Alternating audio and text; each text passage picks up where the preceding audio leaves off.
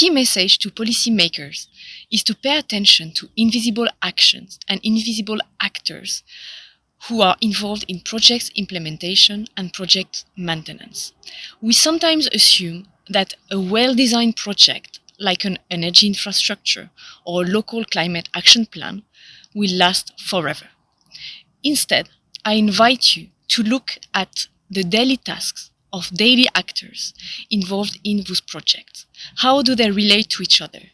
How are they accountable to one another? And how these relationships evolve over time?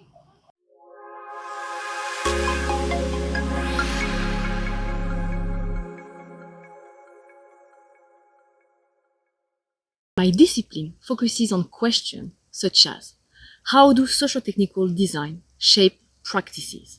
How are actors interdependent with one another? How do power influence relationships? My discipline intends to unveil paradoxes and to question what we take for granted. It is a science that tries to understand the complexity of social relationships and of interactions between people and material things.